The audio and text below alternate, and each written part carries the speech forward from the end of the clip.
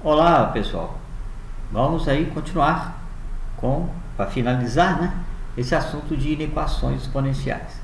Essa tela que você está vendo aí, ela está mostrando aquele resuminho da aula anterior que mostra quais são as maneiras que a gente tem de analisar a inferência dos expoentes, depois que a gente obtenha, né, a comparação com as potências de mesma base. Como é que a gente faz para inferir a comparação dos expoentes? E a gente faz isso observando a base, né? Se a base da potência, digamos que a base envolvida seja uma base A, então se essa base for um número maior do que 1, na comparação entre as duas potências, deixa eu trocar a cor aqui. Na comparação entre as duas potências, se a base A for um número maior do que 1, então na hora de inferir a comparação dos expoentes, a gente conserva o mesmo sinal proposto na inequação. E se a base for um número entre 0 e 1, a gente compara os expoentes invertendo o sinal da inequação proposta, tá certo? E aí eu cheguei a dar alguns exemplos, mas vamos resolver um outro exercício aí para a gente ter ideia de como resolve as inequações, lembrando que é a mesma coisa das equações exponenciais, né? É só essa conclusão final aí que fica diferente. Então digamos aqui que tenha essa inequação aqui proposta para a gente fazer. Lembre-se, tenho que obter uma comparação entre potências que tenham a mesma base. E para isso eu observo as bases que estão nas potências que aparecem no exercício proposto, vejo quais são as propriedades de potências que eu devo utilizar aí no caso, né? E para poder conseguir essa igualdade de potência de mesma base. Então eu observo de cara que, olha, aqui no primeiro membro, a gente tem assim, ó, raiz cúbica de 3, e isso está elevado a x. O ideal é transformar isso aqui em uma potência que tenha base 3. Como aqui dentro existe um radical, tá vendo? E aqui dentro desse radical, o radicando, que é o número que está lá dentro no interior, tem a potência 3 elevado a 1. Não se esqueça que ali tem um 3 elevado a 1, não é isso? Por propriedades operatórias das potências, eu sei que eu posso converter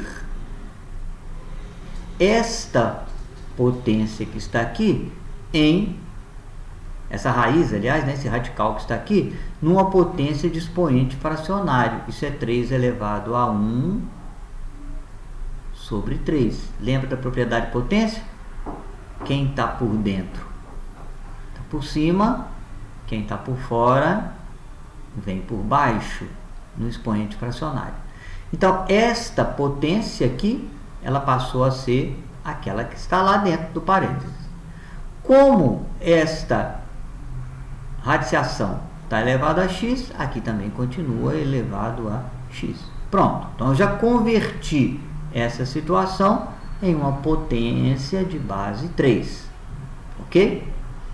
Nessa situação aqui agora, eu tenho ainda com propriedade de potência a potência de uma outra potência, ou em outras palavras, uma potência elevada a outro expoente. Existe uma propriedade das potências que me permite transformar essa situação em, repito, a base, e multiplico os expoentes. Então isso vai ficar x sobre 3. Pronto. Portanto, essa situação aqui, ela no final das contas vai se transformar nessa. Uma potência única, né, de base 3. Agora eu vou procurar fazer a mesma coisa com o segundo membro. Do segundo membro nós temos 1 sobre 9. 1 sobre 9 é o mesmo que 1 sobre 3 elevado ao quadrado. Outra vez, por propriedades de potência, eu posso dizer que esta potência pode ser transformada em 3 elevado ao expoente negativo 2. Expoente negativo, inverte-se essa base, 1/3, e troca-se o sinal do expoente, era negativo, positivo, ou vice-versa. Então, 1/9 pode ser escrito como a potência 3 elevado a menos 2. Prontinho. Agora eu vou pegar essa situação e substituir lá na inequação proposta. Onde estava escrito raiz cúbica de 3 elevado a x, passou a ser 3 elevado a x sobre 3. Menor ou igual?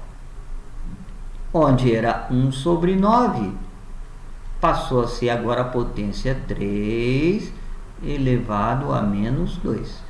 Chegamos àquela comparação que queríamos, que é a comparação entre duas potências que têm a mesma base.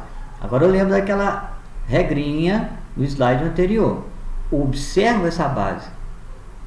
Como a base das potências envolvidas é uma base maior que 1, pela regrinha, né? É uma base maior do que 1. Então, na hora que eu for comparar os expoentes, eu simplesmente conservo o sinal que aparece na inequação original. Então, comparando os expoentes, x sobre 3, conservo o sinal, menor ou igual menos 2, que é naturalmente que é menos 2 sobre 1, né, minha gente? Não esqueça disso. Para resolver agora essa inequação, eu vou fazer igual na equação, multiplico cruzado, porque tudo é número, não é só esse aqui que é desconhecido. Então, fazendo a multiplicação cruzada, a gente vai ficar assim, ó, x vezes 1, x menor ou igual, menos 2 vezes 3, menos 6. Isso aqui agora é a solução final daquela inequação lá. A única coisa que eu tenho que agora é formalizar a solução, ou em forma de intervalo, ou em forma de uma expressão que me mostre o conjunto que está refletido aí, né? A propriedade que me mostra esse conjunto aí. Eu vou dar a resposta em forma de intervalo, tá bom? Então, a solução da inequação é o intervalo de números abaixo de menos 6, inclusive, porque é igual o menos 6. Então, a gente vem dos números negativos infinitos, lá do infinito dos negativos, e vou parar no menos 6, que está sendo incluído na resposta, porque eu quero os menores ou iguais a menos 6. Então, essa é a solução da inequação que está proposta nesse exercício, nesse exemplo número 3. Então, veja bem, o que eu fiz?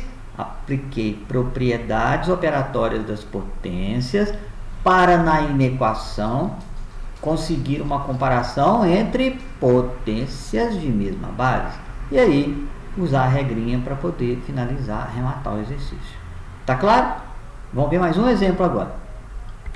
Suponhamos que eu tenha agora esta inequação para resolver. Aí, professor, agora complicou, porque tem número decimal no meio da história. Não tem complicação nenhuma. Aí você tem que lembrar como é que a gente trabalha com números decimais. Você tem duas maneiras. Ou você trata os números decimais, os números de vírgula, como números de vírgula mesmo, ou trata como frações decimais. Aí você que vai escolher de acordo com o que você acha que entende melhor, tá bom? Eu vou trabalhar e no início aqui com frações, transformando isso em frações, tá bom? E é muito simples isso, ó, 0,1 é a mesma coisa que 1 sobre 10. Como 0,1 está elevado a 3 menos 4x, então aqui também fica 3 elevado a menos 4x, não mudou coisa alguma. Menor do que 0,0001 é o mesmo que 1 sobre 1000. 1 sobre 1000. Ou 1 milésimo. Né? Aliás, 10.000. Né? São 4 casas aqui depois da vírgula, 4 zeros lá. Ok? Só que 10.000 eu posso escrever como uma potência de 10. Então eu posso escrever assim, ó. 1 sobre 10 elevado a 3 menos 4x, que é menor do que 1 sobre 10 elevado a 4. Aí, ok? Porque 10.000, aliás, é 10 elevado a 4. Ainda não estou com a situação ideal, porque a base dessa potência é 1 sobre 10, e não 1 sobre 10 elevado a 4. Mas por uma propriedade de potência, eu posso converter isso aqui também. Então, eu posso ficar com 1 sobre 10 elevado a 3 menos 4x menor do que 1 sobre 10 de novo, mas elevado a 4. Porque essa situação, por propriedade de potência, pode ser convertida nessa que está aqui. Agora eu cheguei na situação ideal. Eu tenho uma comparação entre duas potências de mesma base. Então eu agora fico naquele quadrinho de novo. Vamos observar a base. A base aqui não é um número maior do que 1. A base, nesse caso, é um número que está situado entre 0 e 1. 1/10 está entre 0 e 1. Então, na hora que eu for fazer a comparação dos expoentes, pela regra, eu não posso deixar o mesmo sinal da inequação, mas eu tenho que fazer uma inversão. Então, para terminar, aqui vai ficar 3 menos 4x, que é o expoente da primeira potência, maior do que 4, que é o expoente da segunda potência lá. Quem era menor passou a ser maior. Agora é uma inequação simples do primeiro grau, né? Eu vou fazer o seguinte, eu vou passar o 4. Ou melhor, vou deixar o 4 aqui no primeiro menos, maior do que o 4 que já está no segundo menos e o menos 3 que viajou para lá. Então ficamos com menos 4x maior do que 1. Lembre que agora, como aqui é negativo, eu preciso multiplicar toda essa expressão por menos 1, minha gente. E ao multiplicar por menos 1, quem era negativo passa a ser positivo, quem era positivo passa a ser negativo, e quem era maior passa a ser menor. Então isso fica sendo 4x menor do que menos 1. Arrematando, x menor que menos 1 sobre 4. Prontinho. Agora é só formalizar o resultado. Tá? Vamos formalizar então. Como é que fica esse intervalo?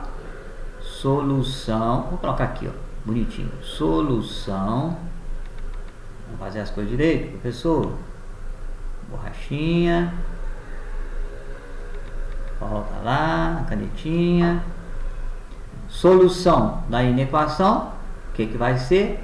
Um intervalo de números reais abaixo de menos em 4. Então a gente vem caminhando lá do menos infinito e vamos parar no menos 1/4, que não está sendo incluído porque não é menor ou igual. Então o intervalo também é aberto para menos 1/4.